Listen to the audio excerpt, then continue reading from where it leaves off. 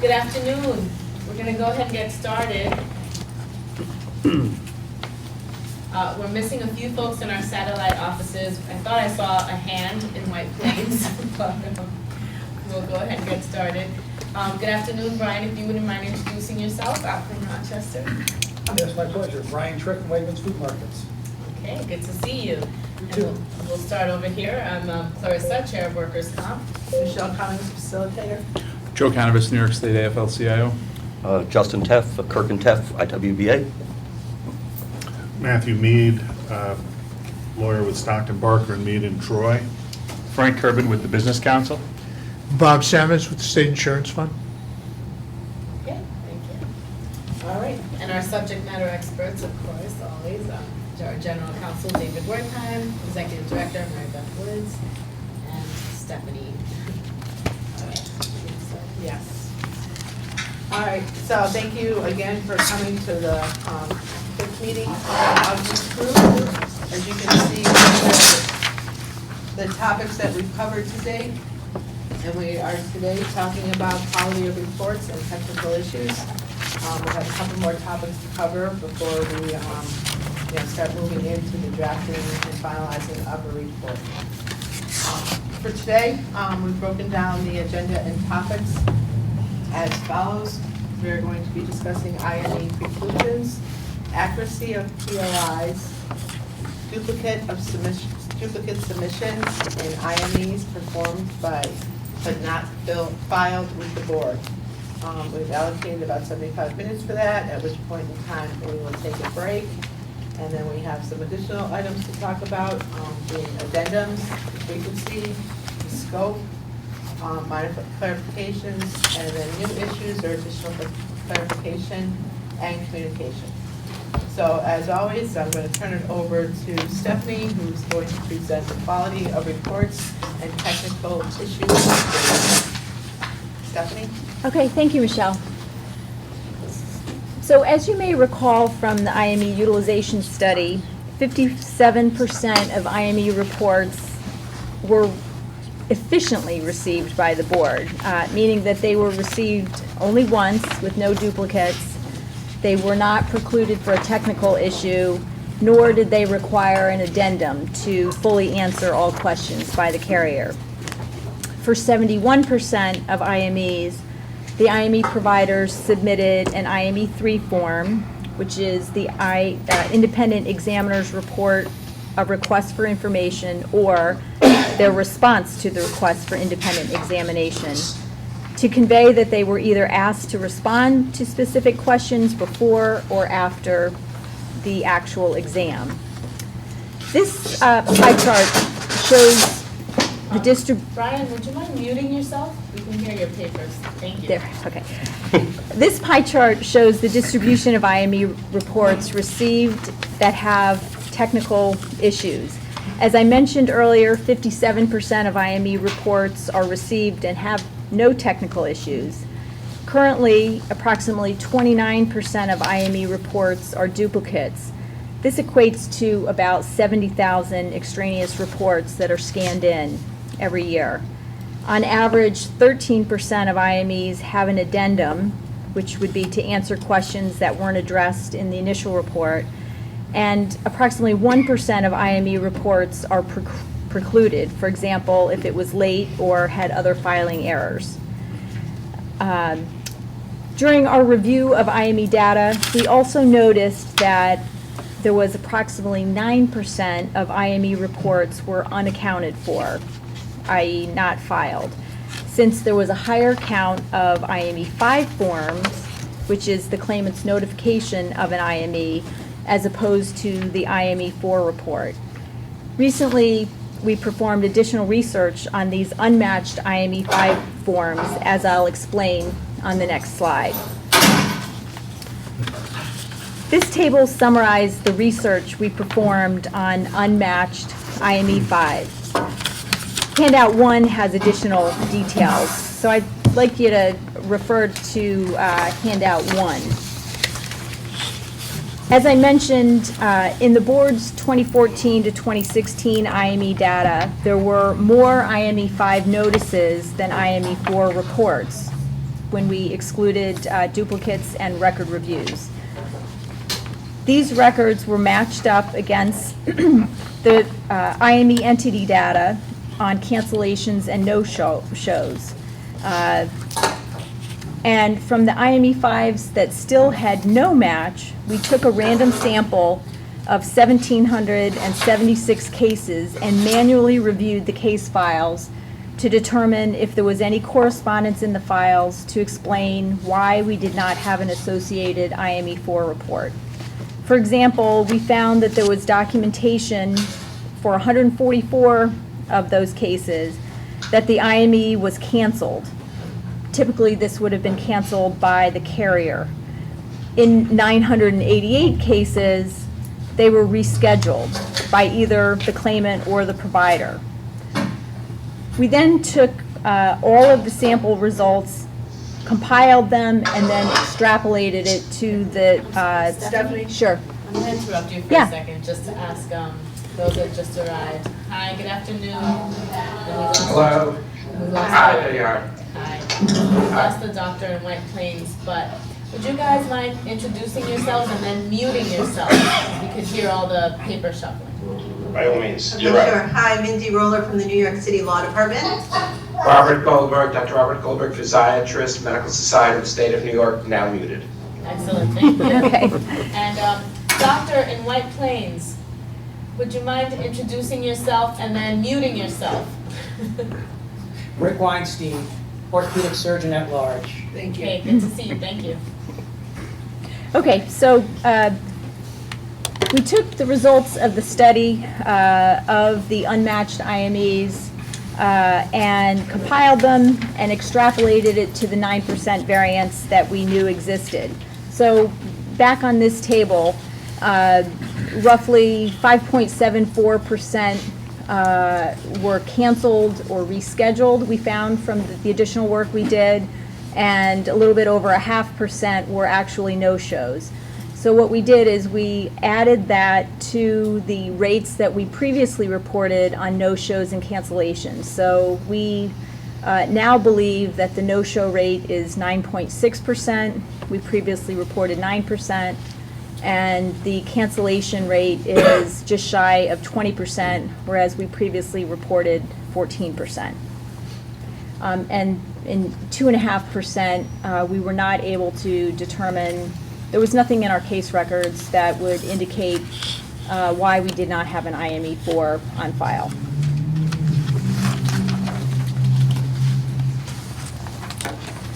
Next, we present the addendum rates. This chart shows the distribution of addendums based on the IME entities that provided data. The average addendum rate for the 2014 to 2016 study period is 13.1%. As you may recall, during 2019, in response to a need for an update on communications with IME providers, under the Workers' Comp Law, Section 13A6 and 13N3, the board clarified that employees of all registered entities are prohibited from discussing, instructing, or directing an IME provider as to his or her opinions or findings in the IME report. This means that the IME provider's report must always be submitted as is. If the IME provider does not address all the issues requested by the carrier or addresses issues that were not requested by the carrier, the IME entity, only if requested by the carrier or any party of interest on their own initiative, may make a written request for clarification to the IME provider. This is done on the IME 3 for an addendum. This request procedure is the extent of the communication permitted by law as to the content of an IME report. This next table shows the average addendum rates by the high and low volume IME providers that we've seen numerous times throughout the year. The average addendum rate is the ratio of the number of addendums received by the board to the number of IME performed by the IME providers. The high volume providers generally have much lower average addendum rates than the low volume providers. Here, the highest volume IME providers had an average addendum rate of 8.5%, and amongst the low volume providers, the average addendum rates were significantly higher. The average addendum rate for providers who performed only 1 to 5 IMEs during the study period was close to 75%.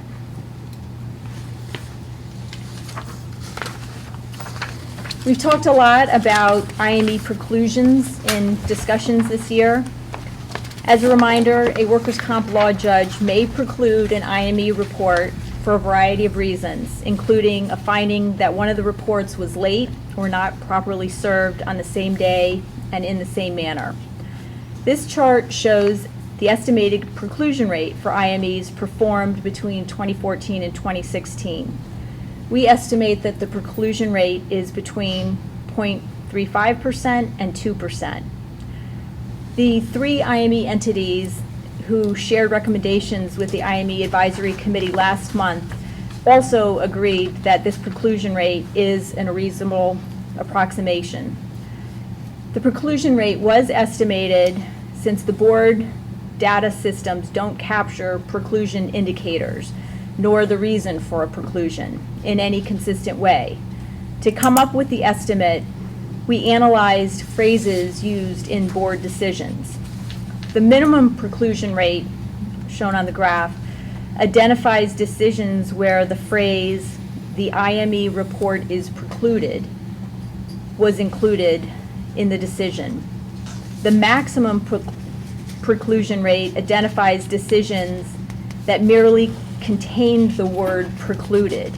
For example, the maximum rate could include warnings that an IME report will be precluded if it's not submitted on time. Thus, we believe that the maximum rate likely overstates the number of precluded reports.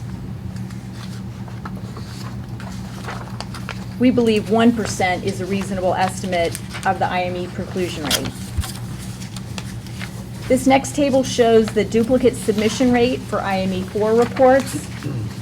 As you may know, the board amended the IME reporting regulations in February 2014 and subsequently issued several subject numbers addressing IME reports and duplicate filings.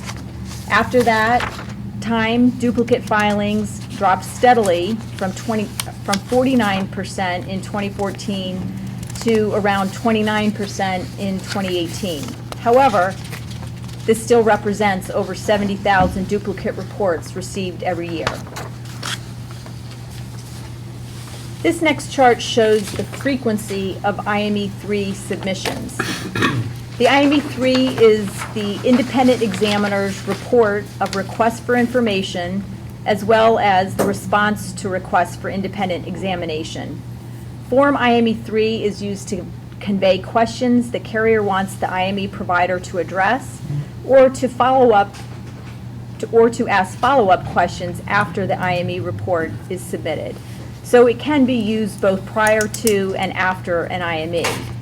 For this analysis, we matched IME 3s with the associated IME 4s. 29% of IME 4s filed had no IME 3 associated with them. So for 29% of the IMEs, there was either no communication between the carrier and the IME provider, either before or after the IME, or the provider did not send in an IME 3.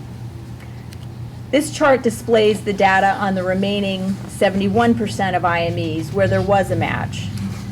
Of those, 55% had only one IME 3, and the remaining 45% required multiple IME 3s, often after the exam. This concludes the data presentation. I'll now turn it back over to Michelle to help facilitate today's discussion on the agenda topics. All right, thank you, Stephanie. For purposes of focusing the conversation today, we divided the discussion topics into 4 categories: IME conclusions, accuracy of POIs, duplicate submissions, and IMEs performed but not filed with the board. But before we start the discussion, is there anyone that has any questions specific to the data Stephanie has provided us with. Any Does the points board- of clarification? Does the board levy any sort of penalty or fine for duplicate submissions of IMEs, or no? There's a potential administrative penalty Yeah, that can yes. be assessed. Yes, there is an administrative penalty. Yes. How frequently is it assessed? We could get back to you with that information. I don't think that there's a significant volume, but we can provide that information. It would be, we don't have it specific to IME 4. We have it for any duplicate, an RFA, an IME 3. It could be any form that. Submitted by any party. Yeah. Yeah. So there's no way to tell just how many IMEs might have been subject to that duplicate filing penalty? Not without doing a manual review of penalties. This is Brian. Can I make a comment about duplicates? Oftentimes, we see duplicates because we don't see the IME in the board file yet due to late scanning. So we send it in so it does not get precluded. So we have to consider that as we talk about this topic. That's a good point. May I make a suggestion? Apropos to the comment we just heard, would it not be important then to confirm receipt of an IME? That way, once that receipt is in hand, we would know that the question of it being in the correct hands goes away.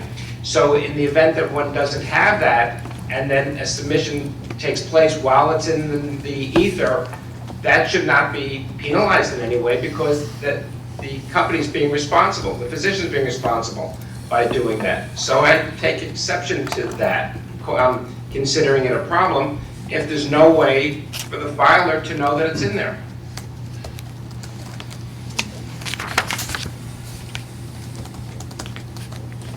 Any other comments? Yeah, actually, I'm sorry. I think that this conversation regarding duplicates is a little bit off topic in the sense of IME preclusions, if that's what we're talking about. Really, I know it's a hassle for the board. I know the board penalizes for duplicate filings at various times. But how does this harm or help a claimant, whether or not penalties are imposed on a duplicate filing or not? It's a board thing. If they want to impose it administratively, that's their, that's certainly within their jurisdiction. But I don't know why we're even discussing it, frankly. Well, because I asked if there were any questions regarding the information Stephanie provided, and this is where we've ended up. Right, but I'm not sure that it's very productive is what I'm Okay, trying. understood. To the doctor's point, this may tie in with a discussion we've had in past meetings about the same day, same manner requirement of the statute. Because, for example, if I file a pre-hearing conference statement directly with the board using the website, I get an immediate receipt. So if the same day, same manner provision were changed, and IME reports could be filed in a similar fashion to the pre-hearing conference statements, there would be an immediate receipt available, to pass on to counsel before a hearing, and then any delay in scanning may become less important, may become irrelevant, actually. And may I ask another follow-up question to that? How will the portal solve or help with this issue? Well, I think if they're allowed to upload the IME, then I think you'd have an automatic acknowledgement and documentation within the system that it was sent. Certainly, and I know we're going to get to consensus at some point in this discussion, but if that same day, same manner is something that people agreed to, we could figure out how to work it into the portal to make sure that, either there's a receipt or, if you're uploading it, it's there instantly, so I don't even know that you need a confirmation in that situation. So I think it's just a matter of, is that going to be an acceptable way to get the information in? And like I said, it should be readily apparent once it's there. So it's a question of what does this committee think? Does it need an additional acknowledgement form or not? Before we decide whether it is or is not irrelevant to the discussion, is there any way of telling who the party of interest is that thought that that was something important to address, or is that really no way to tell? Only because it might help us know why it's here. The preclusions themselves or the duplicate submissions? The duplicate submissions. If that was a particular point of interest to someone, if we know why, then maybe we'll know. I think that's kind of like a foul, because many of the topics that we talked about, we mentioned that people have brought them up in the course of the conversations last year, so. Okay. I think your question really is this one person, or is this many people that brought this up as an issue? Or is it physicians that are, have a... Where's the problem coming from? That's really it. Who thinks it's a problem and why, before we decide that it is not a part of this discussion. And if we don't know, we don't know. I think some of the IME entities raise it as well, because they're always concerned about making sure that report is in time for the hearing. And so they're the ones who I think are frustrated that they've submitted, they don't see in the case, and there's a question of whether it's in the case folder, so they would potentially want to resubmit. Got it. You know, or any of the other parties might want to resubmit, just because they're afraid it's not there. No, that makes sense. And then they're saying they get dinged for a penalty Or potentially. they have to FedEx it to every party of interest, you know, a day before the 10 days is up, and there's an associated cost that goes along with that. Okay. Okay. Did I answer your question? Yes. Okay. All right, let's go back to IME preclusions. And if we could flip back to the slide, the IME preclusion rate, and set the stage for the conversation as to whether or not the group as a whole or the group has comments on what this body could potentially address to reduce that somewhat. That's the idea. I think the estimate is right in the middle at 1%. Any comments? A comment I made in the past, the amount of effort, time, and money to reduce something below 1% usually far outweighs any yield that one would get. I think 1% is a pretty good number myself. I just want to say that if indeed it is 1%, that's wonderful. Based on anecdotal experience at the New York City Law Department, I would think it was much higher than 1%. We are precluded routinely and regularly for a variety of reasons. So I'm just finding if it is, I agree 100% with the doctor, if indeed it's 1%, that's great. And I don't know any other way to find out otherwise, but frankly, it seems highly unlikely to me to be accurate. Maybe what's your sense of what the rate would be based on your experience? Ballpark, 5, 10, 3? Oh no, I would guess probably somewhere between 10 and 20%, Okay. maybe 10%. And I don't think it's, frankly, to take this conversation to another level, I don't think it's really to people's advantage, to claimant's advantage to have reports precluded, IME reports precluded. Oftentimes it delays and slows down the entire process for everybody. So I think that, now I know that the last time I raised this issue a few months ago, there was a lot of discussion about preclusion regarding IMEs for the purpose of treatment and how that should not be delayed. I just want to be very clear, in my experience, and the reason I'm discussing IMEs, I'm talking about IMEs strictly for the purposes of either further causally related disability or schedules, not treatment related. Do you have any indication just from your review of the files as to why that number's so high in your area? Because I would think that it would be lower upstate, and I'm just curious if you know, and it's an earnest question, what the deficiencies are that are so frequently causing them to be precluded. Maybe that's an area to attack. Oh, I think it's primarily the timing. Often it's a day or 2 days, and the judges generally take the 10-day time limit very strict. They interpret it very strictly with very little discretion. Sometimes it has to do with the fact that maybe one doctor out of half a dozen was not included on the list of people, persons of interest, and it wasn't sent to one doctor, maybe, one of several that we missed. So I think that that's what happens. I think it happens pretty frequently.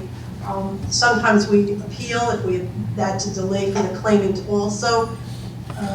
So I don't think there's a big advantage to the preclusion in general, and I think it certainly doesn't address the very reason why, you have same day, that could be another reason, same day, same manner, maybe it didn't get to one of the parties, didn't get to the attorney switched in the interim, but I see all these scenarios pretty frequently. And I can jump in here again. If physicians had access to the case file, then it would be everyone simultaneously. We wouldn't have to worry about that. I've made that request before, and I'd like to raise it again. That would solve so many of these filing procedural problems that are being faced by everyone around the table. And I think that 10 days is a real problem. 10 days is really a very short turnaround time. And again, as I think I mentioned earlier, there's no harm to the claimant, there's no prejudice to the claimant if it were to be 14 days in the sense of an FCRD report or a schedule report, because there's no advantage to getting it earlier for the claimant. It's just going to be an application by the carrier or the employer to reduce, or I don't know, maybe, or else it's the status quo. But the fact of the matter is, delaying that motion essentially is not of any, does not create a prejudice to the claimant. So I think we should really be considering, can we extend that time frame strictly having to do with FCRD and schedules, not having to do with treatment, where I think a delay could really be prejudicial to a claimant and harmful. And not having to do with controversial cases, of course.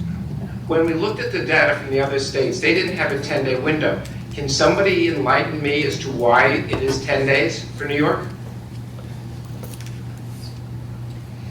Only one man at the table would do that. We're all looking at it. That's before I was involved. That's by regulation, right? That's Yes. not statutory. Yes, that's right. Okay. Somebody requested it. It wouldn't appear de novo. So if it appears in a statute or regulation, it's there because there was a problem or a question.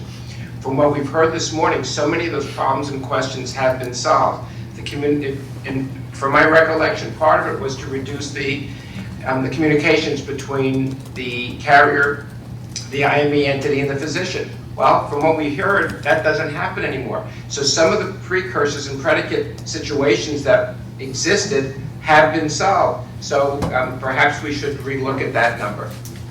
Can I make a comment as a treating orthopedist? One of the major problems which we dislike about workers' compensation is everything takes forever to get approval or done. So I'm reluctant to extend any timeframes for anything that workers' comp does. That being said, I think the idea of judges being more lenient with that deadline of 10 days would be helpful. So it shouldn't be where they have to be rigid and say it's 10 days, it's precluded. Well, and I would just say that it really is not. I would think that the board panel decisions give the judges some discretion in the case of substantial compliance, not in universal terms, but I've seen many board panel decisions that have excused a minor ministerial deficiency and permitted the IME report to be considered. So it's not if it's no really discretion. 1%, then if it's really just 1%, then it's obviously not an issue. Mm-hmm. I just want to respond to what the doctor said and remind everybody, I'm not talking about treatment issues where I can see that a delay would be really critical. I'm really talking about degree of disability or schedules where any delay is not really harmful to a claimant. There may be one exception to that. I believe I've seen recent board panel decisions that apply the date of a reduction of benefits in a degree of disability case retroactive to the date of an IME report. If there were some protection against that, then I might agree that there isn't prejudice to the claimant. How does that change by the amount of time that an IME has to be filed? In other words, whenever that date is filed, in fact, if it's the later it's filed, the less prejudicial to the claimant under the circumstances you're suggesting. No, then I misspoke, because if an IME is performed today and forms the basis for a rate reduction, if it's filed in 10 days and given retroactive effect to today, the amount of any possible overpayment is less than if it is filed in 3 months and given retroactive effect to today. Does that clarify? It does, and I would actually add to that the situation which is the opposite of what you're discussing, where the carrier is waiting on an IME either to raise or to pay benefits at all. Then it is of absolute prejudice to the claimant to wait 15 or 20 days for the IME to come in versus the 10 days. You're assuming that all of these situations, the claimant is getting paid total and the purpose of the IME is to reduce. Well, that's not true at all, and in some cases the judge has said, well, we're in the middle of proceedings, produce your IME, and then we'll come back and see what it says, and we'll go from there. Well, the claimant may not be getting paid. So I don't think that it is at all fair to say that it is not ever prejudicial to the claimant. I think it would be equally prejudicial as non-prejudicial, depending on the particular circumstances of the case. Well, if that creates a level playing field, equally prejudicial and non-prejudicial, I don't see the problem, but I'm not really following your entire line of reasoning, frankly. Okay, and I guess I would respond to that only by noting that the Court of Appeals has held numerous times that the statute is humanitarian and to be construed in accordance with its purpose. So certainly a lack of prejudice on either side is a good thing, but I'll just leave it at that. No, okay, but explain to me the circumstance where it's a problem for the claimant. Both of you, I'm wondering, I don't fully understand how, if you was 14 days or 30 days, I'm not suggesting 30 days, but how that would be problematic for the claimant and prejudicial. What if the carrier says, we're not paying anything until we get our IME back? I don't think claimant carriers are allowed to do that.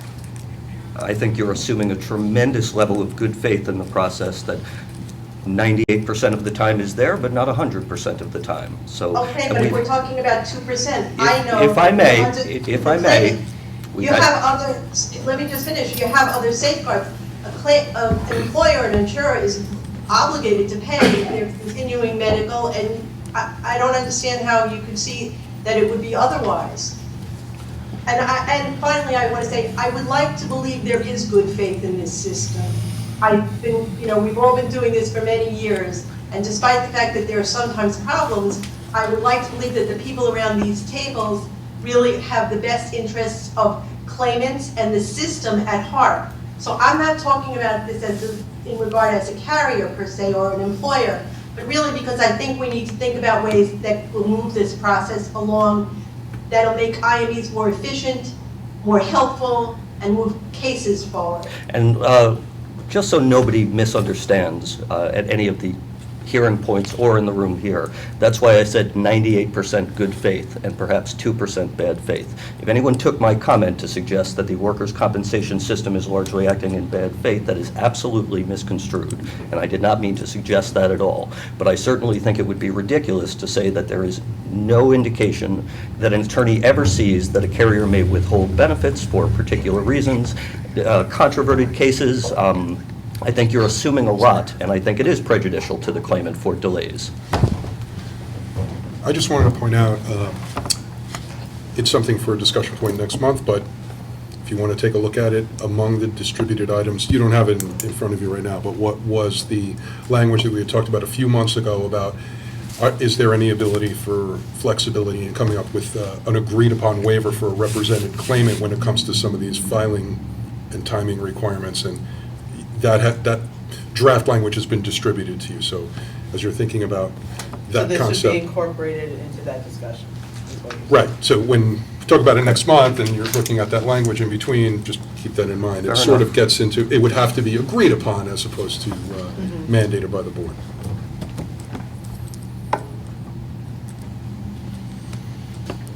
And I guess the question that we keep wrestling with a little bit on our side is just the question of, does it make sense to break this down into different types of IMEs. Like, I know that, you're saying in some cases, maybe there's no detriment to the injured worker, in other cases, there definitely is. Is there a way potentially to look at them by types of IMEs, to look at those, to see if there's any agreement that any of them could be extended, where we could all agree that there's no harm? And if there's not, there's not. But I guess, we tend to talk about IMEs in an overall big bucket. And so I think sometimes, our hope is to maybe refine it a little bit more to say, are there nuances in the types of IMEs that may make sense, and maybe there aren't, but we just wanted you guys as a group to think through if there's any flexibility in that area. I know I meant, sorry. Oh, no, I just wanted to add to that nuance that we can also separate out, not just by type of IME, but controverted claims versus not, controverted cases versus not. Because I think, Justin, your point was, when a case is being controverted, there may be no benefits being paid to the claimant, and that's something that you want us to be mindful of. So we could also sort of break it out additionally with that in mind. But go ahead.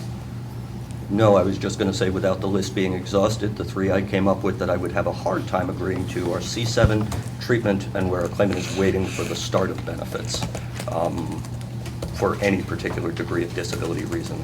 And again, that's not an exhaustive thought process, it's just what I wrote down as Mr. Wertheim was speaking. Those I would have a problem with any extra time period, absolutely. And I'm not saying the others I wouldn't, but those I would really fight against.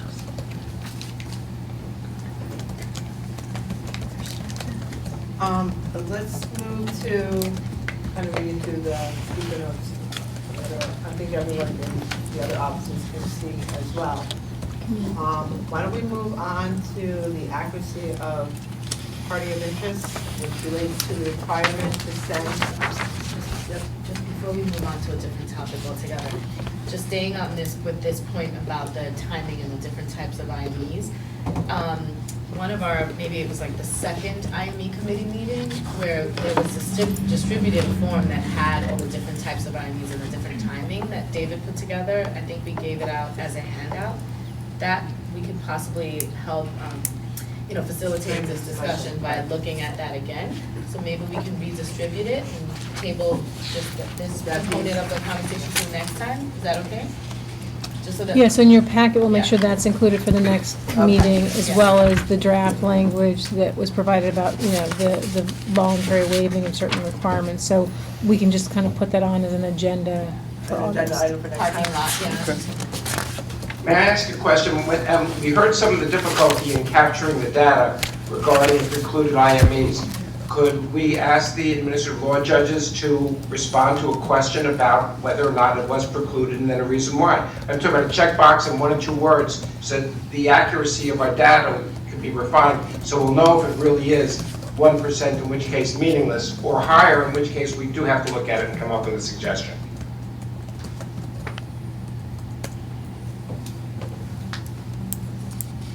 I'm not sure, can you just repeat that again? I'm not sure I followed the ask. My idea is that the administrative law judge, as they make the ruling, if there is a preclusion, that it be stated clearly that it was precluded and the reason why. This way, as we try to capture the data, we'll find out if our 1% is a reality or is it a distortion, because of the difficulty in capturing words on reports by use of electronic means. You can miss, if you run this, my experience is if you run a search 3 times, you get 3 different answers. So if we're trying to search the decisions using keywords, you'll get different responses different times, and that might improve the capture rate. Okay, thank you. I don't know if there's a way that they can do that through CIS though, right? There's definitely not a way to do it through CIS. Not So lots of it would checkboxes. have to be like a scratch sheet. Old school. Yeah. I actually think the doctor's suggestion is a good one. If the judges for a month could do a scratch sheet and just take tick marks as to how many cases they preclude and perhaps why, into which category, I mean, it would be fascinating to me. And not that you should do it just to fascinate me, but to Well, and although that would make me happy, But it would also I think it would verify the results that we were dealing with. Or it will give all of us around the table some reason for thought and come up with answers. Otherwise, we're thinking, we don't know if something's a problem or not. Right, and just to go further, you might also be able to identify where it's a problem. Maybe, as Justin said, it's a problem downstate, not upstate. I have no idea. The only thing I would add to that is 1 month of data from the WCLJs would worry me about being a representative sample. Not saying it's a good or a bad idea, that seems like a very limited window for such an important result. But again, not arguing, not disagreeing. There'd be some other issues with it as well. Confusion between what's a waiver versus what's a preclusion.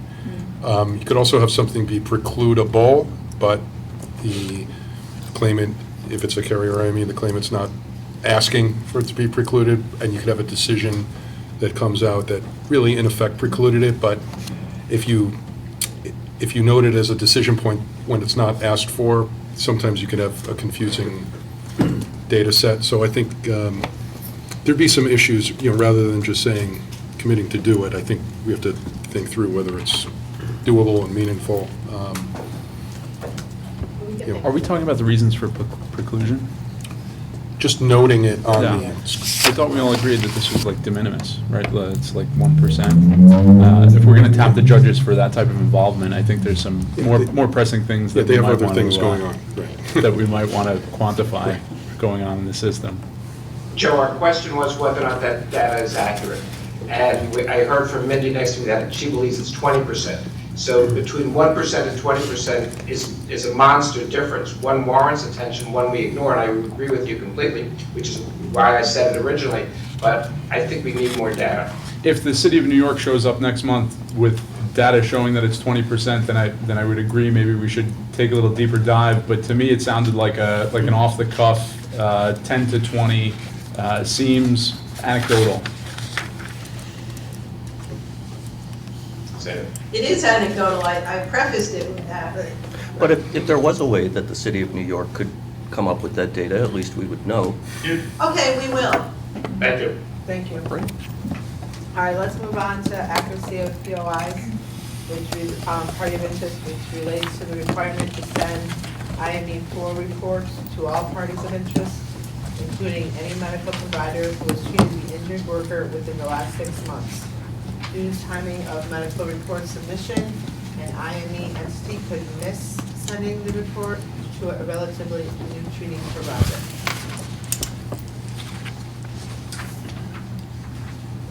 Well, your portal would solve that problem. Or the access to the file would solve that problem. Is that something that we would be addressing if we did same day, same manner, right? I'm looking at you, David, and Steve simultaneously.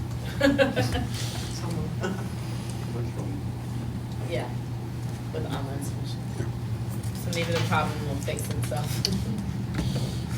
Well, the doctors are not going to be party of interest already. Yeah, I think we still have some issues about the doctors not being parties of interest in our system today. Is that something we could discuss, or? When is it that the board puts a doctor on as a party of interest versus the medical reports are just in the file? Forget that question, but. Yeah. It's not that they're in effect, they're a limited party of interest so they can receive decisions if it involves, Okay. like if in a controverted claim, they get the decision establishing the case, for example. So maybe. Or if there's an issue on, adjudicating treatment, they'd get a copy of the decision. Okay. So how do they get designated so that they appear on the parties of interest tab that I see? Is that done by an examiner Yes. as a report comes in? Okay, yeah, and that was really the question, is Yeah. when do they become, and the board, of course, can regulate when and where a person is a formal party of interest for any purpose, I suppose, but. So they're all listed there, so if it's known that that doctor is involved, let's say in a treatment issue, that they'll be marked to make sure they get that decision. So theoretically, if a doctor was a party of interest on the decision, and as the rule stands now, you would need to serve, but hadn't treated the claimant within the last 6 months, you'd need to serve the doctors who are parties of interest, as well as each of the treating physicians in the last 6 months? That's right. Okay. Can I ask a question, sort of a fundamental question? Really, why is it that every doctor that's treated in the last 6 months needs to get a copy of the IME? That it's a relatively new or a newer requirement. What's the benefit? Well, I think the thought behind it was to have some sort of limitation in time. So if the injured worker saw a doctor 11 years ago and hasn't been there since, we wouldn't want that to be subject of a preclusion on that level of technicality if the claimant has been seeing other doctors for the last couple of years. Beyond that, that's just. But if No, that's not my question. My No, question, I get it. why does the doctor actually need it? Well, that's for the committee. I'm not going to weigh in. And how does it impact the treatment that they're giving their claimant? What's the value? I guess my answer to that would be, if we were in the midst of litigation, and there was a dispute as between Mr. Mead and I over any particular issue, I would want my treating physician, as he's giving his opinion, to be privy to what the IME has said, and at least be able to review it. I am forbidden from having a whole lot of contact with my doctor, or any doctor, prior to a deposition, per the board's rules at this point. And so I would be in the weeds, not knowing if the even recent attending physicians got a copy of the IME, even for purposes of the ongoing litigation, thought, comment, testimony, and I'm not able to give it to them. So I'm going to ask Dave, is that actually true that you couldn't give it to them personally? And really beyond that, what I hear you saying is that this is a litigation, it's necessary for litigation, but not of any particular treatment benefit, because I'm going to assume that a claimant's doctor is going to treat the claimant as a patient and in the way that he or she best sees fit. Okay, I'll answer this first. Well, don't know if it was the first or the second part. I believe there was a case at the 3rd Department last year, the sole purpose of which was to analyze whether the contact pre-deposition, verbal, I'm pretty sure, that the claimant had with Text message. Thank you. Text message. Thank you. Prior to the case was of sufficient weight that the testimony should be precluded, that perhaps the doctor's opinion was improperly influenced in accordance with what the board has tried to forbid for years now, with the subject number, 046, whatever it was. And so I guess I'll back up on my statement. I suppose that per the subject number, if the board would give us some additional latitude, I could probably copy the attending doctor with that IME, given a copy at the same day to all other parties, and copy to the board. But I don't see why I should have to do that if the attending doctor can just get a copy. And as you've said in the past numerous times, these are litigation tools. So if there is going to be litigation, again, certainly I think that tools that you've brought to bear in the argument should be reviewable by the attending doctors, since their opinion matters and will be placed up against that IME. I have seen instances where attending physicians have reviewed IMEs and issued reports that say they agree. Or I've also seen instances where they review IMEs and issue office notes that say that they disagree, and they give the reasons for their disagreement. That's particularly true on, well, I can't restrict it to one type of examination, but I have seen examples of both in practice. So at least some treating physicians read those IMEs and take the opinions into consideration. So there you have some perspectives, Mindy. Thank you. Any further discussion on the accuracy of POI's general?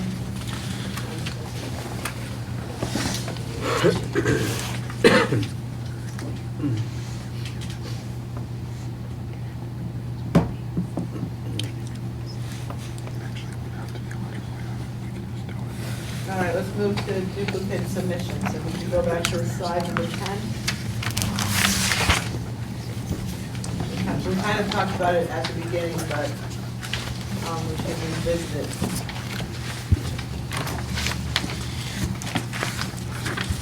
We talked about the context of same day, same manner, how that was potentially improved. You can see the duplicate submission rate has dropped significantly, 49 to 29%. But the 70,000 number still seems to be a bit of an issue. Thoughts, comments? Am I mistaken to think that that's principally a board issue? And related to the costs of additional scanning and the requirement that board personnel wade through duplicate documents? Yes. I'm mistaken about that? No, you're correct. Oh, okay. You're not mistaken. I think the question then for this group becomes, what other guidance or what other things should be looked at to potentially bring that down even further? I think like we said, if people have an indication that their submissions were received, I think that problem will also fix itself. So that's something we could look into and make sure that as we move on to doing more things electronically, allowing more for online submissions, that's something that we're mindful of, right? That we give a confirmation or a receipt, and that'll hopefully take care of that.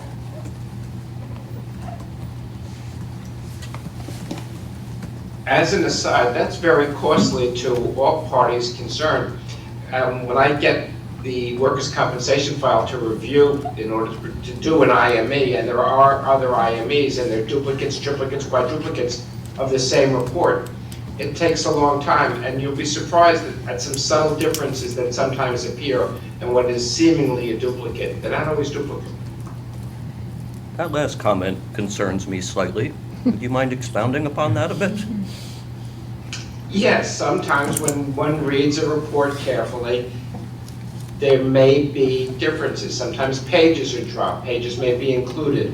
I cannot cite any time when a given phrase or conclusion was reached, but not everything is part and parcel. A way to do it is if you look at, I'm going to give you a trade secret, just do a PDF count of what the number of pages you're told you're going to get, and check your counter, and if there's a mismatch, I go back and I look to see what's missing, see who submitted and why.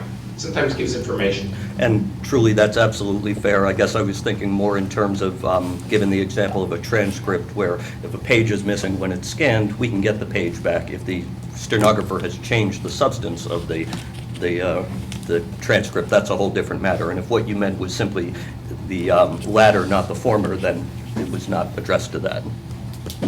It was that pages are missing. Okay.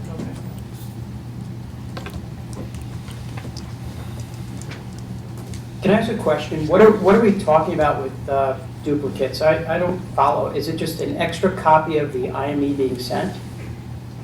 Yes. Yes. So who cares? Why is this a big deal?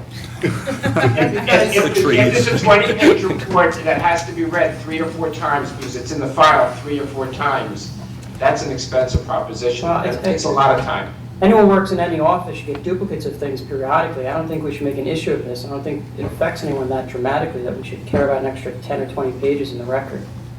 I think the difference, though, is that there's multiple things. It's not just 10 or 20 pages typically. They could be literally hundreds or thousands of pages. I think when you look at the work coming into an examiner's queue, our goal is to try to get to issues as quickly as possible to make sure that people's issues get resolved timely. And if we have multiple duplicate submissions that people are having to act on in their work queue, they have to take time to go figure out, is it a duplicate, is it not? It creates a lot of work for the examiners as well as expenses to scan, hundreds of pages for a duplicate report. So I think there's a lot of administrative frictional issues that come up when it comes to duplicates. If it was just a few and they were 10 or 20 pages, we probably wouldn't have the issue, but I can tell you that we have volumes of pages that come in on IMEs, and I think that when you look at the volumes and stack those up 70,000 times, that does become a problem. So if we're looking to resolve this as, it's the year 2019, how would Microsoft or some more intelligent company than us electronically resolve this? They would have hold these within Know where that was folders. going. Oh, they would have this within folders labeled IME report from Dr. Smith dated 1/10/19. And it wouldn't be a duplicate because if you've got the same report with the same file, you know it's a duplicate. So it's an easy solution if you set this up electronically, as we've been talking about, with a portal, then it wouldn't be an issue because you'd say, all right, this is the same report. Only if the computer had the ability to literally scan the document, almost like in big ticket litigation and discovery. On its face, I think you could see it's the same report, but the computer would have to have a very sophisticated algorithm to actually review the substance of every bit of every page of the report and determine that they're identical. Yeah, for the computer to identify it, but if someone's labels the file as a specific name and date, it would be already obvious if you read the title of that part of the file. Agreed, if that someone was infallible, and that's not the case when these things get labeled when they get manually reviewed and labeled.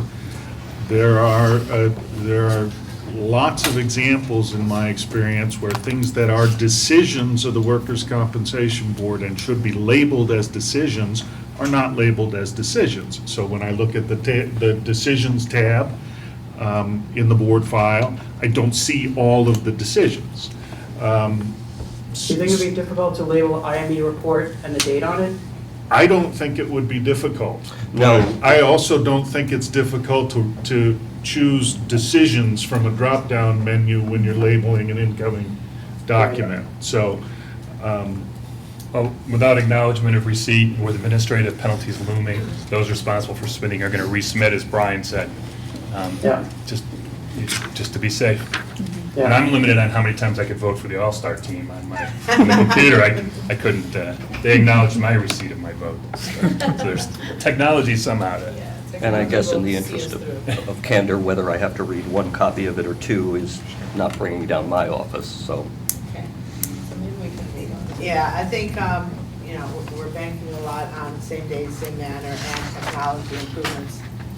So this will be an issue to follow up with as the board moves forward, because technology is only good as the person who's inputting it as well.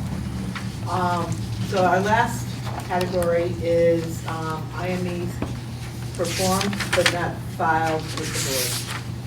And I think we had a slide on that. is it performed but not filed, or scheduled but not filed? I think this is about the notices, right? Send me the IME files versus the forms. We're not sure if it was performed or not. Okay. We don't know what happened, because there's an IME 5 out there. There does not appear to be any documentation that it was canceled. The IME entities did not tell us that it was canceled or there was a no-show. There's nothing out there to say what happened with it.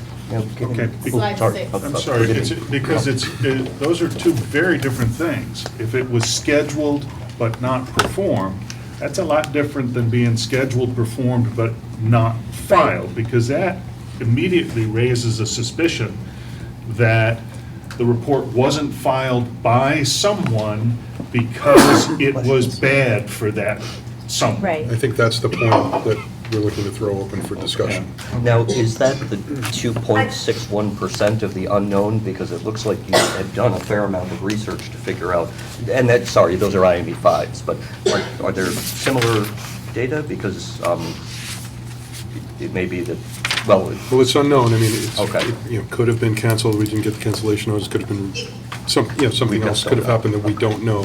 So I guess that that's the maximum number from the data sample of what either somewhere between 0 and 100% of that number would have been IMEs that were, as Matt said, performed but not filed for some particular reason. So the point is, we don't know, but to throw it open for discussion, is that something that occurs? If it occurs, why does it occur, and does the committee want to address?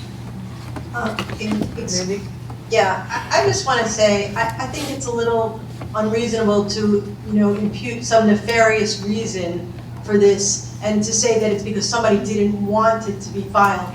My guess is more likely than not it's incompetence, and there was a problem, or it got scanned into the wrong file, I know certainly from my perspective, we have never called up an IME company and said, don't file that report. We get it because they're sent the same manner, same method to everybody. We get them the same way everybody else does. How can I possibly know in advance that I want to not file one?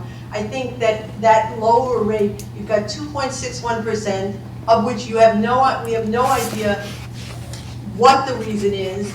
Even if some of the reason is because they don't send it out, I just don't understand why we have to impute some negative reason for it. I think more likely than not, it's more reasonable to think somebody was incompetent. I don't think they're trying to do that. I think they're trying to just understand what the 9% really means. Is there a problem? And I think to bookend your statement, I think it would be similarly unreasonable to assume that there is never any hint of bad faith, or that any of that goes on, which seems to be what you're getting at. There are good lawyers and bad lawyers, and good police women and bad police women. The purpose of the committee is to figure out what, if anything, is going on and to address it.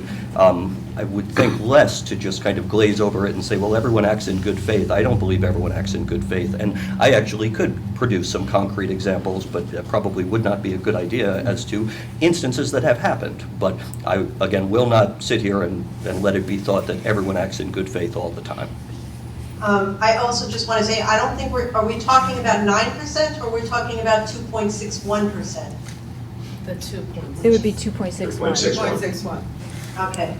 And there is a percentage amongst those where the case is settled or it's adjudicated in advance, and at times my office is called and saying, don't do any more work on that file. So wherever it is, it stops so that fees aren't incurred, and we abide by that.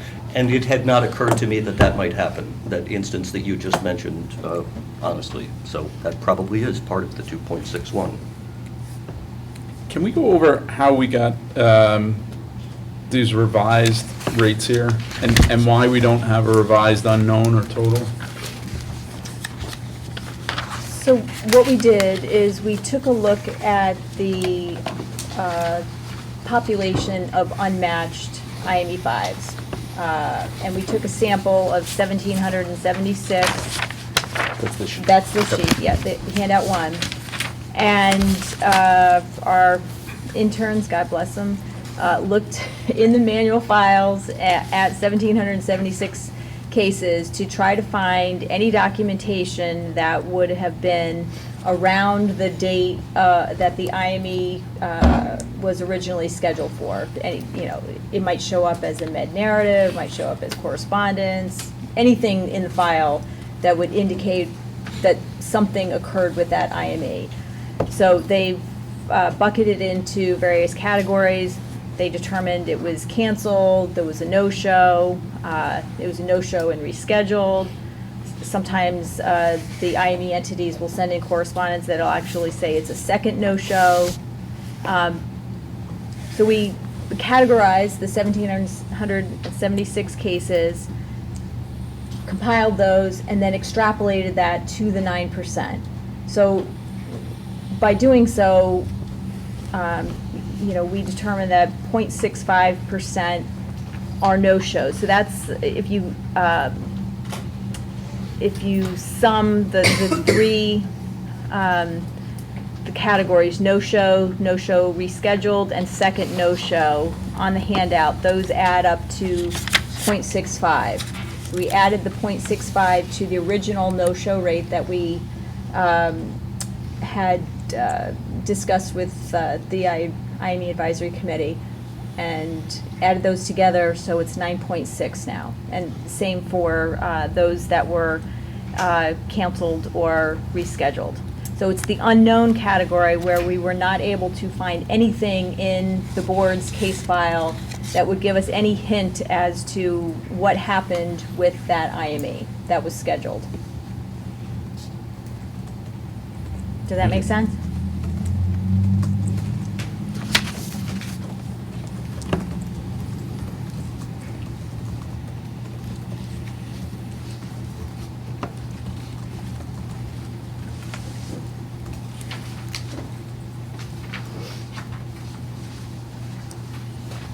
Is there any additional questions on this discussion as to how we'd like to proceed with these unmatched?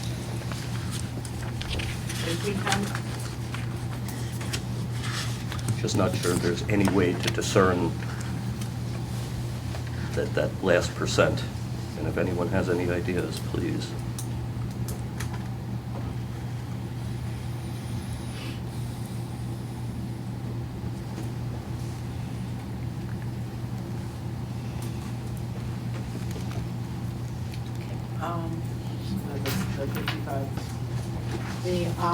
Okay, well, at this point, why don't we take a break? And then we will come back in 15 minutes, which is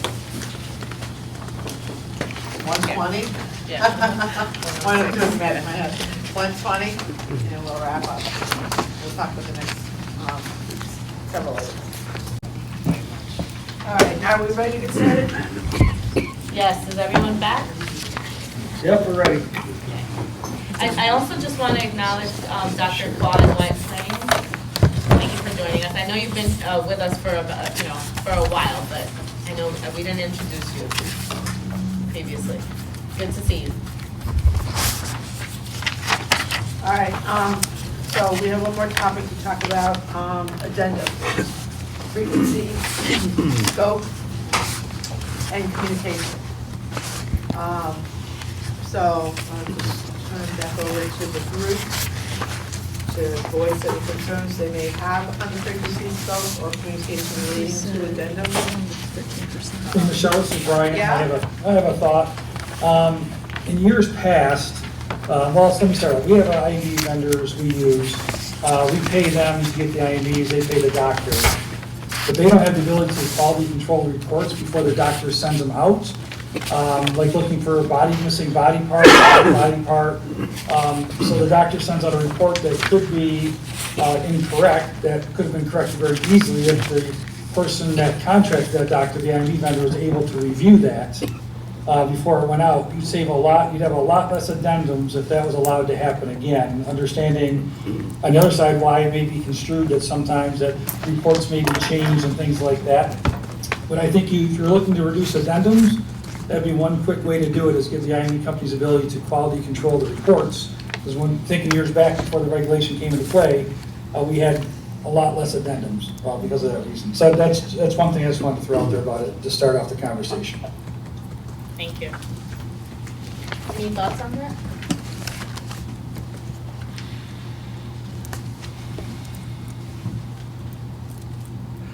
And I guess I'll ask, is there any indication as to what gave rise to this as a topic of discussion, meaning why someone felt addendums are a problem? They're not always terrific. I find that usually they're meant to clarify some particular point, often directed by a WCLJ. Any indication of who was very concerned at the excess of addendum reports? I think if you refer to slide 8, which is the average addendum rates by higher providers, you will see that in the lower provider range, the addendum rate is much higher. Conversely, on the ones that are providing more IMEs, the addendum rate is lower. I think, Justin, there was also a concern raised by the stakeholders that there are addendums, there were reports being submitted after the IME occurred that were answering questions without the individual being seen again. So where is this information coming from if it wasn't in the initial report? Okay.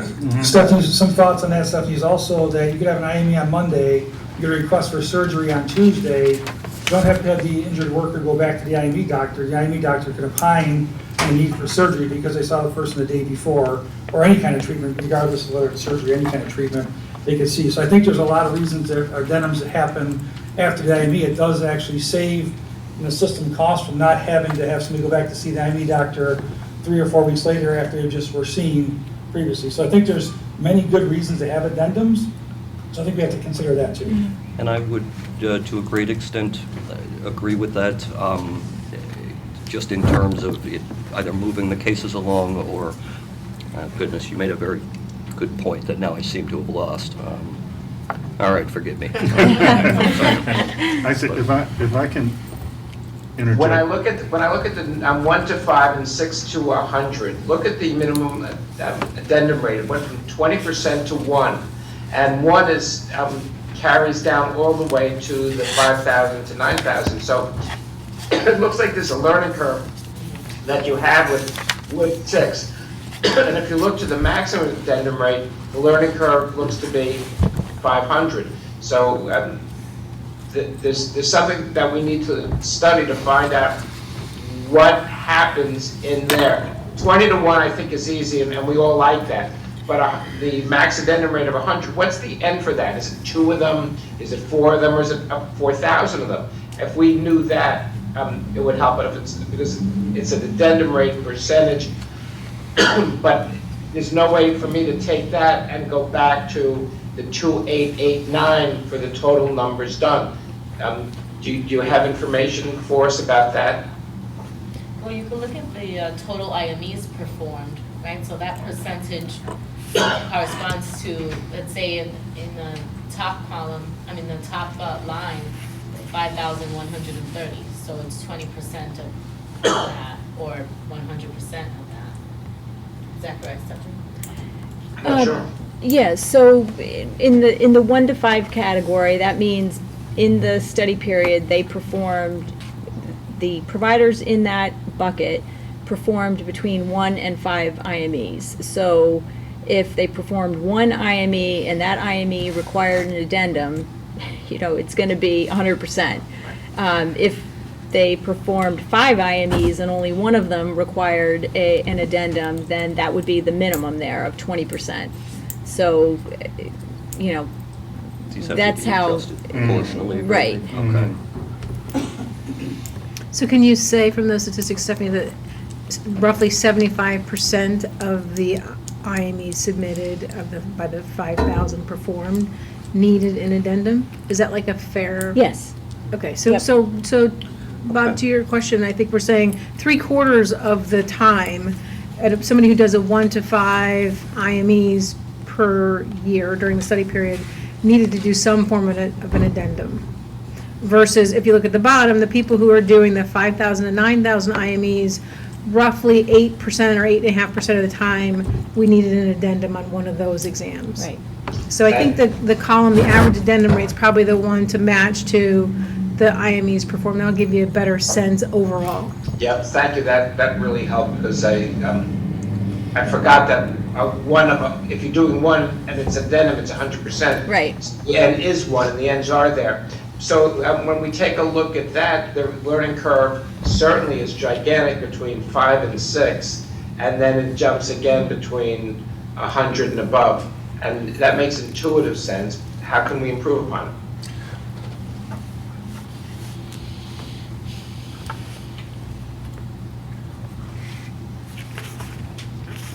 In practice, I see 3 broad categories where addenda are required. The first is when a question that needed to be asked of the IME wasn't asked in the first instance. The second is when a question like that was asked but was not answered. And the third is the situation that Brian spoke of, where something changed between the IME request and the filing of the report, or shortly thereafter, a request for additional treatment came in, something of that sort. So I don't know which of those 3 would be the highest of IME addendum producers, but those three categories describe my experience. I would add one more, and that's a request by the physician for additional information that the physician believes was out there. I agree, yes. Stephanie, is there any way to know whether the 1 to 5 category is dominated by out-of-state doctors or doctors in exotic specialties that we don't see very often? We can look at the specialties for the 2,800 and get back to you. Okay. I ask because I've seen a number of reports from out-of-state providers on permanency, for example, and they practice regularly in a state that uses AMA guidelines for determining disability, and they may express disability in terms of the AMA guidelines rather than the board guidelines, and that always requires an addendum. But as you say, there are also pulmonologists out there who may only be asked to do 1 or 2 of these per year. That's right. So that would fit just fine. And from the claimant's perspective, really, I think some of the additional requirements make us worry less in terms of what the board has imposed. So the fact that the questions posed for an addendum must be copied to me, that's very important. That lets me know what's being asked. The fact that all materials, every one of them given to the IME, short of a video perhaps, would need to be listed for me, if not copied to the board file, you know, that lessens my concern a little bit of outside information somehow getting into the file. And then I think as long as I get to cross-examine the doctor, I could probably tidy that one up. So addendums aren't bad per se.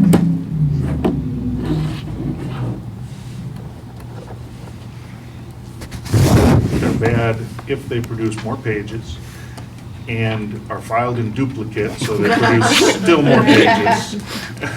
But actually, what I learned today is that really the people being penalized by those duplicate submissions are the insurance carriers when the IMEs have to spend 2 more hours reading the triplicate of the documents. I'm not paying more for it, but.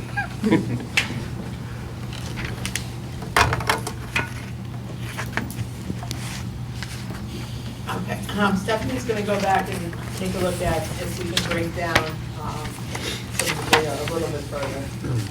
But on the issue globally, is there any comments or consensus on a need to address addendum frequency, scope, and communication at this point? Or are we gonna assume that many of these things, Brian's suggestion? One last thought on addendums, and I think we're kind of hitting in the third bullet, request made by the physician.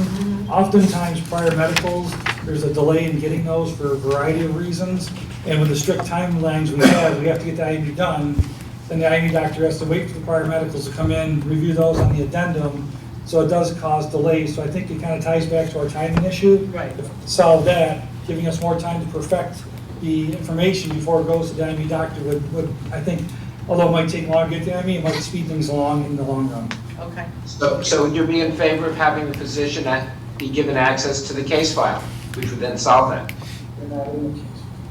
Sometimes the prior medicals aren't even received yet by what I'm saying. We're waiting for the request, the HIPAA release to be signed, things like that to get the prior medicals. So, but we would be able to upload in the case file to be able to see them that way too. Yes, doctor. That would work too. And I did hear a comment that not all of it does go into the case file, and that's accurate too. And we would still like to see them. Going back to the suggestion about having an IME NTD be allowed to have a little bit more quality control, is that something that others feel similarly or have any other thoughts? Well, I think that's a bad idea. I don't like that at all. I think it's fraught with peril. Yeah. That takes away much of the protection that the board has provided us. And I think then we're going to end up with IME entities testifying in hearings about what action they took with respect to reports. I think if streamlining the process is an objective, that's not a step toward that objective. Okay. Do you ever see addenda that are directly contradictory to the original report in practice? Usually only if... I have seen them if additional information was added and, you know, just in... What's that? It was starkly contrary to what the Yes. IME was given the first time? Yes, and Justin mentioned video. Sometimes video that demonstrates an ability to move in ways that were denied to the IME might result in a different conclusion.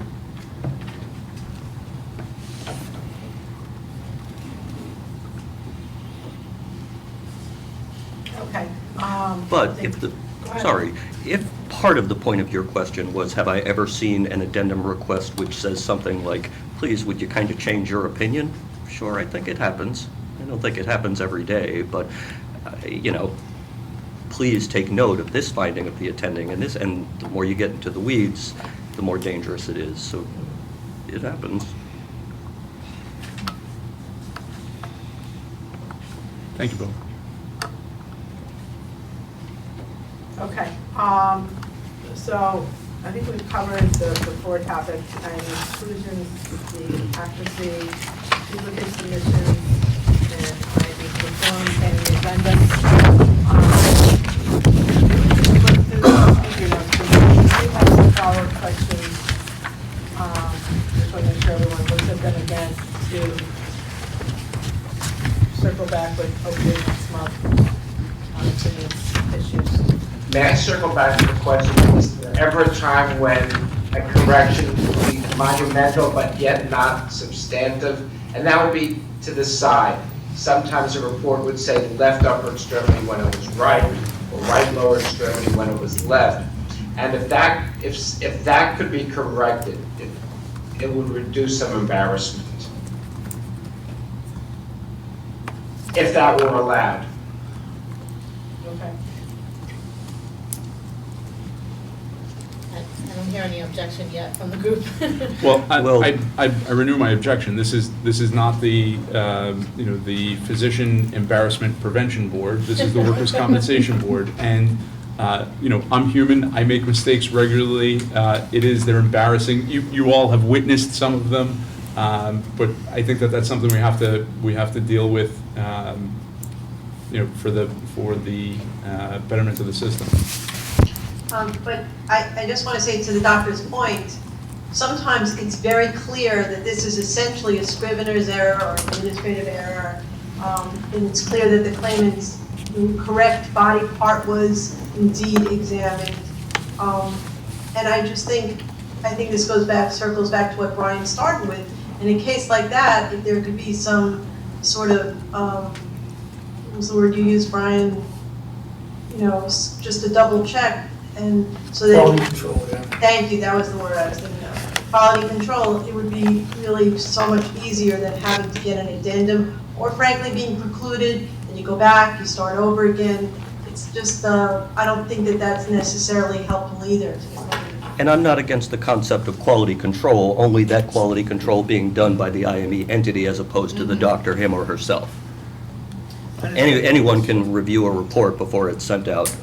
I review my appeals 18 times before they're sent out. And I'm not saying I don't make mistakes too. I make them all the time, and you all have seen some of them. But I would have a very difficult time allowing the IME entity any additional input as between the doctor and the court system, which is what it is here. So What about the possibility, let's say for instance, that an employer sends in a request to the IME company, please examine the claimant's right arm. The report comes back and it says in it left arm.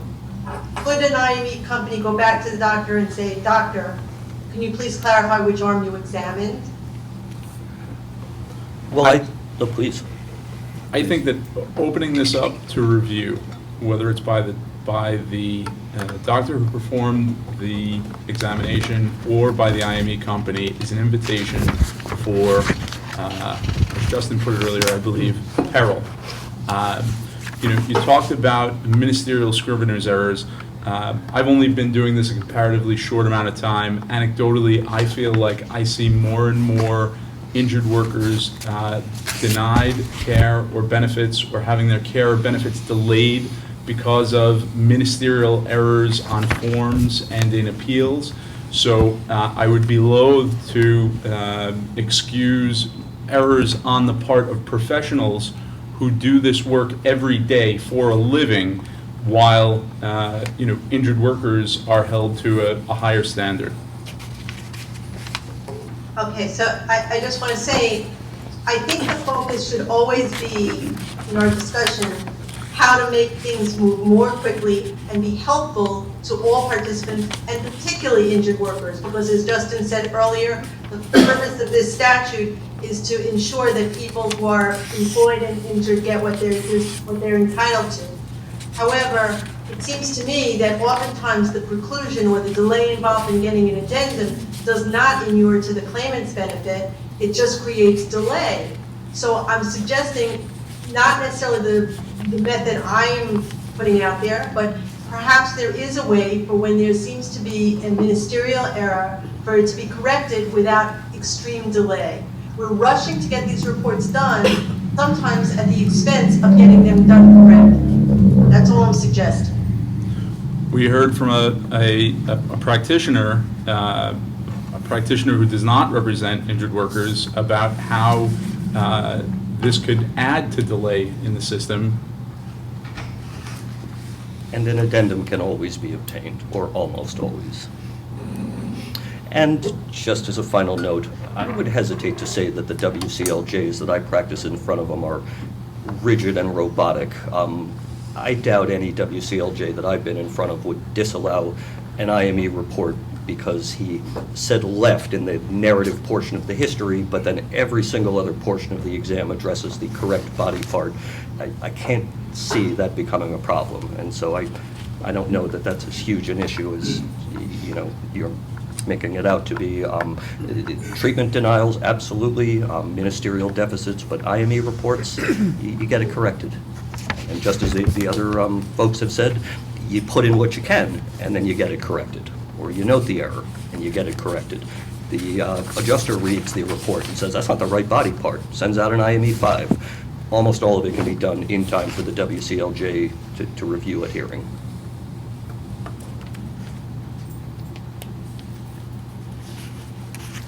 Anyone else on this topic?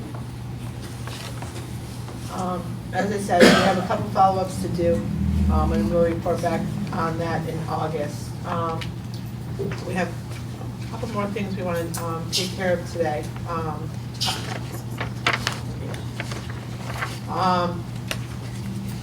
Next month, we're going to talk about process, which is state physician versus IME panels, statewide networks, or other arrangements.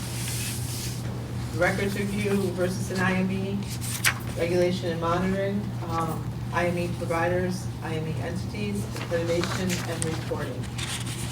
At this point, I'm going to turn it over to David, but before I do that, White Plains, there's going to be a fire drill in your building at 2:30.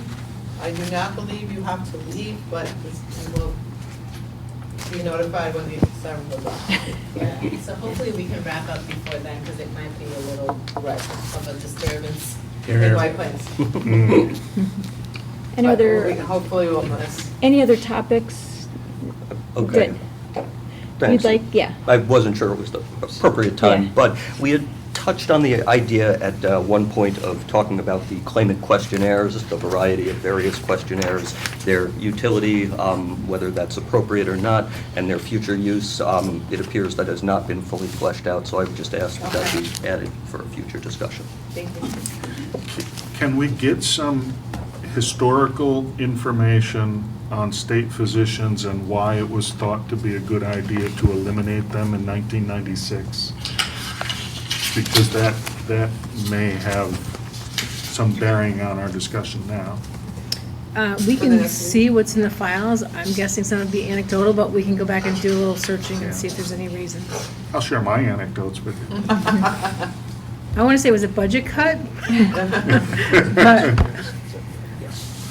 So we can get back to you on that. Does anybody else have any background research ideas they think would be helpful for the August meeting in advance? Okay. I'm gonna ask you guys, in the satellite locations to mute yourselves. Thank you. All right, I'm going to turn it over now to David, who's going to walk us through the expanded provider bill. Well, just one aspect of it. We talked about it at a prior meeting, but I had one thing I wanted to bring up for the committee to potentially consider. So the expanded provider law, it's not a bill anymore, goes into effect January 1st, 2020, and it adds some new providers to the system, nurse practitioners, licensed clinical social workers, and acupuncturists, and also provides for specific authorizations for certain existing ancillary providers, specifically PAs, PTs, and OTs. For the purpose of this discussion, I just am focused on the licensed clinical social workers and the nurse practitioners. Those two healthcare providers will be able to, in the system, do the following. They can treat the injured worker, they can opine on initial degree of disability and causal relationship, ongoing degree of disability, as well as permanency. That's for both the NPs and the LCSWs. An earlier version of the expanded provider bill had a provision that would have allowed the LCSWs and NPs to do, in the vernacular we were referring to as apples-to-apples IMEs. In other words, if the claimant had treated with an NP or an LCSW, the carrier would have been able to get an IME from that specialty type. That did not make the version that was enacted into law as part of the budget. In fact, the law has a specific provision that states none of the newly authorized providers are able to do IMEs. And again, that's specifically aimed at the LCSWs and NPs because none of the other provider types were going to be considered eligible to do IMEs in any event. So one of the rationales, or the main rationale, I'll just call it one of the rationales for the bill to include that specific language denying the NPs and LCSWs the ability to do IMEs was that this committee was coming into existence. And it was thought wise that as this committee was going to be considering regulatory and legislative proposals with respect to IMEs, that rather than the legislature in effect jumping the gun and saying that NPs and LCSWs can do IMEs, it should be something considered by this committee. So you will not find that provision about considering this in the law that created this committee, because this bill postdates that. But the committee can consider, if you want to allow, under all circumstances, under certain circumstances, or under no circumstances, the NPs and LCSWs to be able to do IMEs. So just to be clear, the committee can choose to do nothing and make no recommendation, in which case the law that will go into effect will not allow them to do the IMEs, or you can do something else.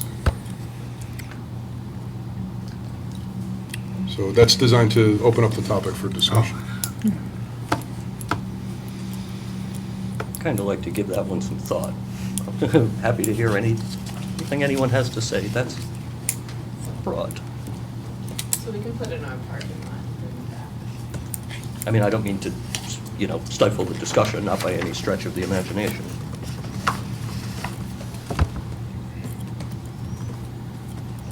As one gives it thought, please look to the curriculum for the programs for those degrees that are granted. And the question is whether or not disability is discussed at all, whether or not any training in causal relationship is discussed at all. And I think that would answer the question as to why the law reads the way it does. Thank you very much. With the caveat that if they become providers in our system, they'll have to avail themselves of all of our training. Some of it is going to be mandatory, so they'll get into that. Yeah, and just to be clear, we're talking about IMEs here. The law does permit the LCSWs and NPs to do that full suite of treating and opining that I had mentioned. Mm-hmm. And we'll also have an opportunity to look at their C4 forms that are being submitted, which will talk about percentage of loss of use, which will give us an idea as to the accuracy, and it may prove that they are spot on or that they're not. We'll find out. I'm thinking about arguments I might hear made to a workers' compensation law judge about the relative weight given to doctors' opinions. And, you know, I can imagine hearing an argument that if the provider is an LCSW and my IME is not, that that's not an apples-to-apples IME. I can imagine the same argument being made with respect to nurse practitioners. I'm not sure whether that makes me think they should be authorized to do IMEs or they shouldn't. But since those thoughts were percolating, I thought I'd share them. Along those lines, do we have any consensus as to whether or not all IMEs are being performed by physicians of the same specialty licensed in New York? So as we begin to think about expanding it or discussing it for others, I think we should start with that and reach a consensus as to who should be evaluating the work of a physician, or the opinions of a physician. And Matt, I'll just perhaps give the corollary to what you said and the thought that came into my mind. If I were the attorney representing the carrier, I think I would say, I don't care that the claimant's doctor or nurse practitioner gave this opinion. I would like you to get an orthopedist opinion. That way I can argue to the judge that, yes, you have a nurse saying this, but I have a board-certified orthopedist. So I don't know whether that means yes or no either, but.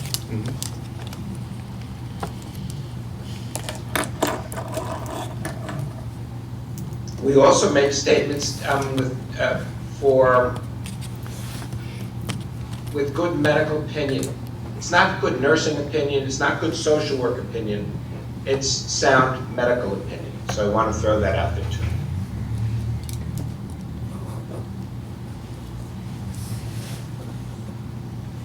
I'll just state I've worked with nurse practitioners and I've worked with physician assistants.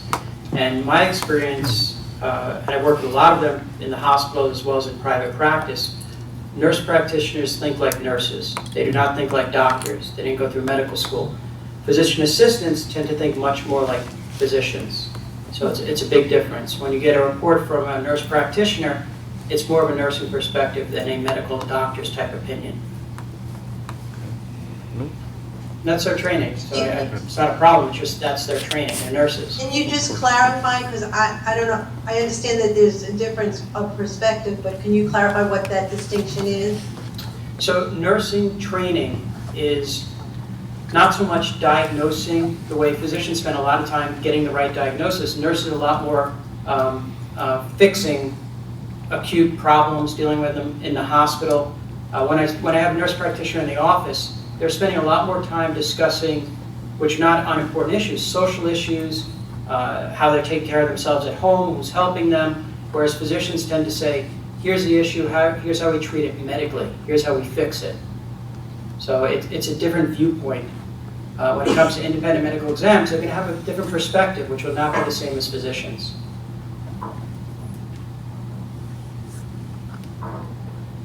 Thank you.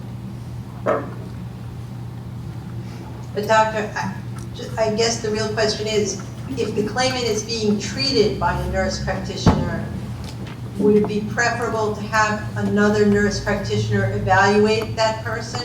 Or would it be, or should we say instead that you still require a doctor's medical opinion? So in my opinion, you're always better off having a physician give their medical opinion rather than another nurse. Doctors, is there any board certification process for nurse practitioners or LCSWs? No. Okay.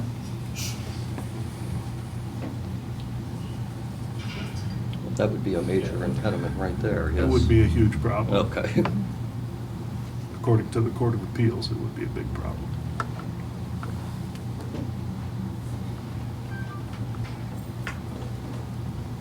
And to support that, to give you some background, physicians serve residencies in order to become specialists. Orthopedic surgeons will spend between 4 and 7 or 9 years learning their fields. And within that, they're exposed and they have to demonstrate the number of cases that they've done. Neurologists have to do a year of medicine, physiatrists do a year of medicine before they do it, and then they do 3 to 5 or 7 years of training in addition. Those residencies are recognized and approved by CMS federally, and sometimes there are state funding, and sometimes there are institutional self-funding for the residencies. There are less than a handful of individuals that can say that they're serving residencies. I can point to the Cleveland Clinic where there are right now 1 or 2 nurses in dermatology that deem themselves residents. However, from my understanding, the hospital is changing their category in the near future to clarify that they're not physicians. I have a question that's probably too late, but if they're not good enough to do IMEs, who decided they're good enough to be treaters? I was wondering, David, is there any distinction in the bill, now law, between these providers? Between which providers? Between nurse practitioners and physicians? There's no No, tiered provider level? we don't provide the board doesn't have a regulation or statutory statement about the relative weight of reports for the providers that are currently in the system. So that doesn't exist for the new providers either. Well, provider's a provider. Does the regulation provide that all IMEs have to be board certified, though? It does. Was that not the Belmonte issue? That was what was challenged in Belmonte versus Snasha. But a lot of that is pursuant to regulation as well. You have to keep that in mind. Okay. Might be very difficult to tell doctors that they need a board certification and other people do not, but that's politics, not law.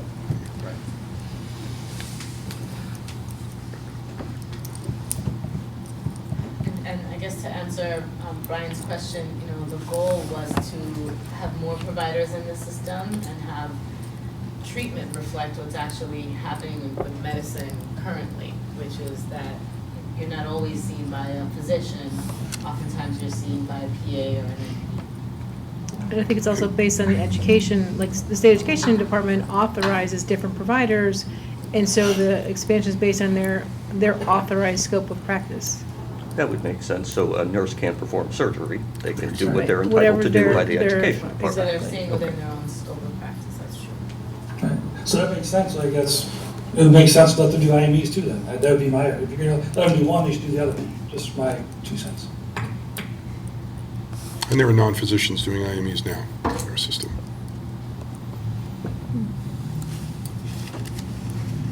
And we also deal with those weight issues of different provider types currently in our decisions. And what we really care about is, do they understand the medical treatment guidelines, were their reports credible, sustainable in that way? And when one looks to the Social Security disability arena, the physician is allowed to submit reports and opine, and the federal judges may listen to the opinion, but there is no requirement whatsoever that they rely on them at all.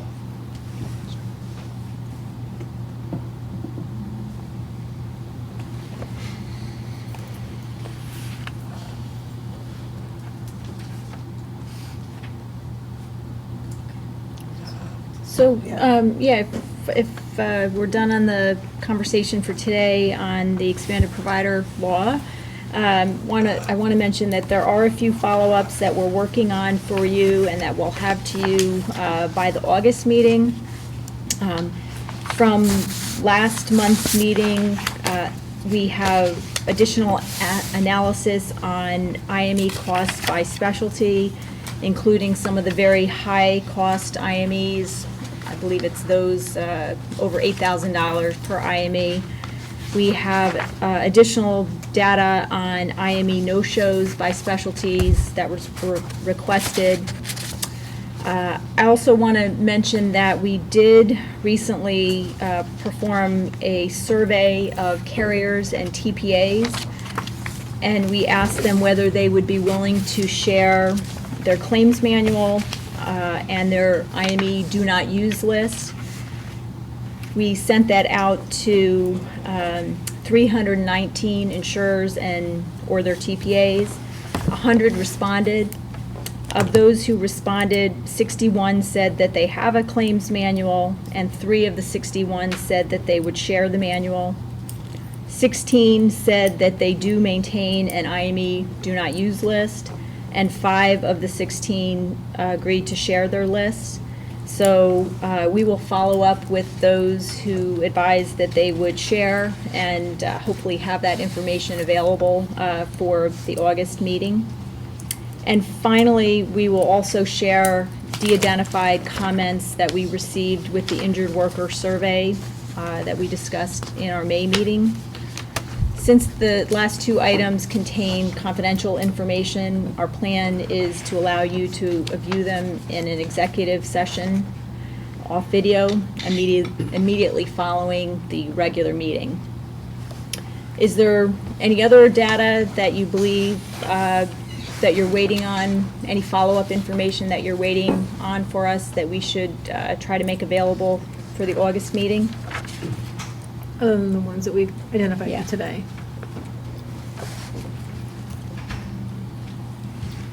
Any of the satellite offices, is there anything that the board staff we had asked of that you have not seen, or what she indicated represent the next topics?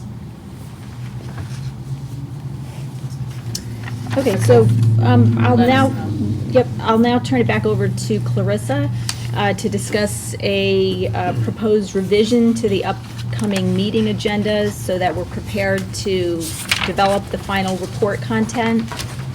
There's 2 additional slides that were added to the presentation, and Clarissa will go over those with you now. Okay, thank you, Stephanie. So, as you see in this slide, this is our proposed schedule, and we've made some, we're making some recommendations, given that we have a limited time to get this report ready and all of our recommendations presented in a concise manner. So to give us time to complete the committee's recommendations, we propose the following. So within the next 2 weeks, we'll distribute a draft questionnaire based on the topics we've discussed so far in our 2019 committee sessions.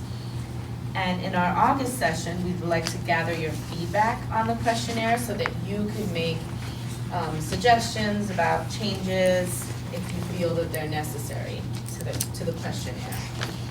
Should we frame things differently, or in addition include other things that you'd like to opine on? And then following the August session, we'll send out a finalized version of said questionnaire for you to complete and return to the board by September 3rd. At our September session, we will plan to review and discuss your responses, as well as review an initial draft of the report. At our session in October, we will present a revised version of the draft report, including your responses, and review them as a group. And then in November and December, the sessions will remain unchanged. Does that make sense to everyone? Just so we can have an opportunity to really take a look at that report. Yes. And this is Yes. what the proposed report format would look like. So the first few pieces we'll take. So the first piece, the background and statute, and the utilization report, we can summarize.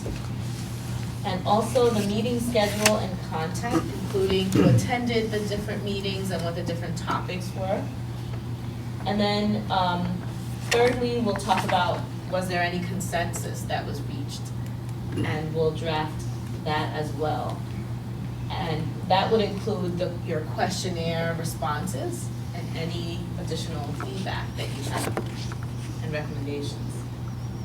Well, and the last piece will be your recommendations. So the report will also include an appendix that might include more detailed questionnaire and feedback information.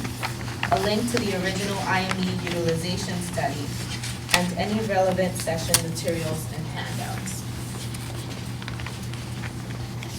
So, any thoughts on the proposed format?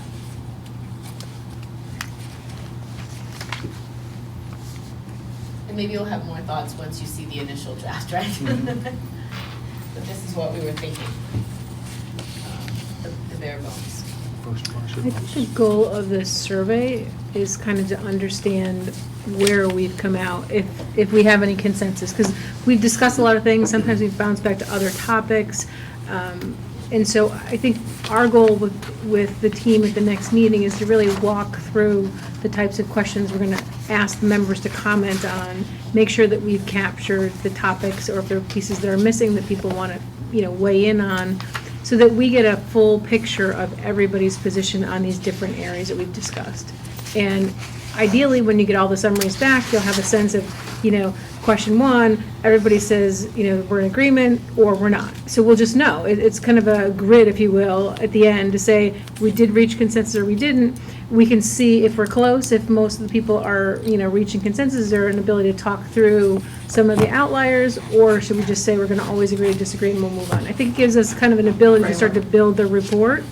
Because right now, I don't know that we have a strong sense of much, other than maybe, I know we keep talking about same day, same manner, and, maybe the other ability to waive some of the timing, but there have been a lot of very, good discussions about things that we might be willing to talk about, but I still don't think we have hit any consensus, and maybe this survey will kind of help us get there.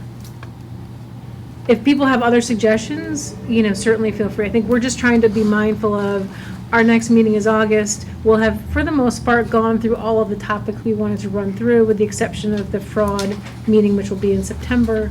But I don't think the fraud and abuse is really the main focus of the IME committee. I mean, certainly we want to make sure we prevent it and that type of thing, but I think the substance of what we're trying to do is look at, do we have to restructure the program, or are we tinkering, or whatever the case may be.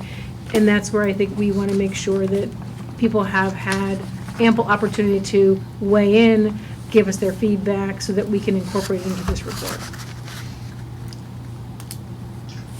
I think this looks great. I think it's a good way to go forward. Thank you. Thank you. And that's an area of agreement that we have. All right, consensus today. Two things we have consensus on. Wait, what was the first? Same Quality day, same control. manner possible. To get out before 2:15. Yeah. that was part of Yeah. last week. I think that's it for today. We will see you all back August. Yes, the next meeting is August 7th. Thank you. Thank you, everyone. Thanks, everybody. Bye.